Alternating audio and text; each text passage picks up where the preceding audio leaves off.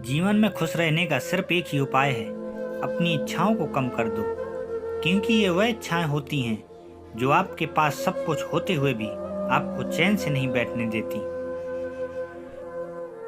आप अपने जीवन में चाहे कितना भी धन अर्जित कर लें, लेकिन मूल जरूरतें तो सिर्फ तीन ही हैं: रहने के लिए घर, पहनने के लिए वस्त्र और खाने के लिए अन्न। इसके उपरांत आपके पास जो कुछ भी है वह इच्छा है, वो इच्छा जो कभी पूरी नहीं होती है। इसलिए मनुष्य के पास जो भी अतिरिक्त धन हो उसे दान करना चाहिए। जो मनुष्य अपनी मूल आवश्यकताओं को पूरा नहीं कर सकते, ऐसा करने से संसार में समानता आती है, कलेश नहीं होता। साथियों, आप अपने जीवन में चाहे कितना भी ज्ञान अर्जित कर लें, लेकिन अगर आपका ज्ञान किसी को बदल नहीं सकता तो वो ज्ञान व्यर्थ है। उस ज्ञान का कोई मतलब नहीं होता है जो दूसरे इंसान को एक सही मार्ग न दिखा सके।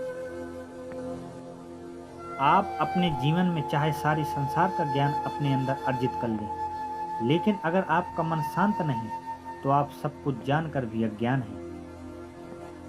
आप अपने जीवन में तब तक कुछ बड़ा नहीं कर सकते हैं जब तक कि आप अपने मन को एक सही दिशा की ओर नहीं मोड़ लेते। आज के दौर पर बहुत से लोगों का यह सवाल रहता है कि ईश्वर कहाँ है, लेकिन मैं आपको बता दूं, ईश्वर आपके अंदर है। याद रखो, जब तक आपके अंदर सांस का प्रवाह है तब तक ईश्वर आपके अंदर है, और जिस दिन आपकी सांसें बाहर निकल जाएंगी उस दिन आप समझ जाना कि ईश्वर भी हमारे शरीर से निकल चुके हैं। तभी तो लोग कहते हैं आत्मा से परमात्मा है। आज के दौर पर हर मनुष्य धनवान बनना चाहता है, लेकिन शायद उसको पता नहीं, उसके ज्ञान से बढ़कर इस दुनिया में और कोई दूसरा धन नहीं। जिस व्यक्ति के पास ज्ञान, समझ, समर्पण, दूसरे व्यक्ति के प्रति सहनशीलता है, वह मनुष्य संसार की हर संपत्ति से बढ़कर है।